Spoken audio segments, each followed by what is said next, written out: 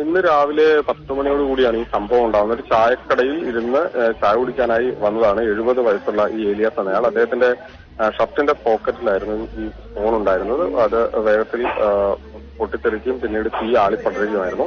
അദ്ദേഹം ഫോൺ പുറത്തേക്ക് ഇടാൻ കഴിഞ്ഞതുകൊണ്ട് തന്നെ തീ അദ്ദേഹത്തിന്റെ ശരീരത്തിലേക്ക് അധികം ആളി പടർന്നില്ല എന്നുള്ളതാണ് നമുക്ക് മനസ്സിലാക്കാൻ കഴിയുന്നത്. അതുകൊണ്ട് തന്നെ വലിയ തോതിൽ പൊള്ളലേറ്റിട്ടില്ല, കാര്യമായ പരിക്കുകൾ അദ്ദേഹത്തിനില്ല.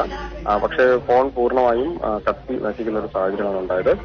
ഇത് ഇപ്പോൾ ഇങ്ങനെ ചൂട് കൂടുന്നതാണോ അല്ലെങ്കിൽ അങ്ങനെ എന്തെങ്കിലും കാരണമാണോ, അതോ അല്ലെങ്കിൽ മൊബൈൽ ഫോണിന്റെ ബന്ധപ്പെട്ട എന്തെങ്കിലും പ്രശ്നങ്ങളാണോ ഇത്തരത്തിൽ ഇത് പൊട്ടിത്തെറിക്കുന്നതിനും തീ പിടിക്കുന്നതിനും കാരണമാണോ എന്നുള്ളതാണ് പരിശോധിക്കേണ്ട ഒരു കാര്യം. ഏതായാലും ഇതിപ്പോൾ ഈ ഏലിയാസ് എന്ന 70-കാരന് മറ്റേതെങ്കിലും തരത്തിലുള്ള ആരോഗ്യ പ്രശ്നങ്ങളില്ല എന്നുള്ളതാണ് മനസ്സിലാക്കാൻ കഴിയുന്നത്. പക്ഷെ നിരന്തരമായി പലയിടങ്ങളിൽ ഇത്തരത്തിൽ ഈ ഫോൺ പൊട്ടിത്തെറിക്കുന്ന ഒരു പ്രതിഭാസം അല്ലെങ്കിൽ അത്തരത്തിൽ സംഭവങ്ങൾ ഇടയ്ക്കിടയ്ക്ക് ഉണ്ടാകുന്നത് വലിയ തോതിൽ ആശങ്ക ഉണ്ടാക്കുന്ന ഒന്നാണ്.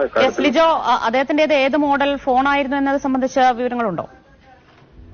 അത് സംബന്ധിച്ച് ഒരു വ്യക്തത വരേണ്ടതുണ്ട്. അത് ഏത് ഫോണായിരുന്നു എന്നത് സംബന്ധിച്ച് ഒരു വ്യക്തത വരേണ്ടതുണ്ട്. ഇക്കാര്യം അല്പസമയത്തിനകം നമുക്ക് നൽകാൻ കഴിയുമെന്നുള്ളതാണ് ഈ ഘട്ടത്തിൽ പ്രതീക്ഷിക്കുന്നത്. അദ്ദേഹത്തിന് കാര്യമായ പരിക്കുകളില്ല എന്നതാണ് ആശ്വാസകരമായ വാർത്ത, അല്ലേ ലിജോ?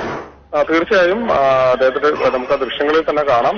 ഈ ഫോൺ പൊട്ടിത്തെറിക്കും പിന്നീട് വലിയ തോതിൽ തീ ആളിപ്പടരുകയും ചെയ്തത് കാണാം. പക്ഷെ ഷട്ടിൽ നിന്ന് ഫോൺ പുറത്തേക്ക് വീഴുന്നതോടുകൂടി ആ തീ ഫോണിലായിരുന്നു എന്നുകൊണ്ട് തന്നെ അദ്ദേഹത്തിന് വലിയ കാര്യമായ പൊള്ളലേറ്റിട്ടില്ല എന്നുള്ളതാണ് നമുക്ക് മനസ്സിലാക്കാൻ കഴിയുന്നത്.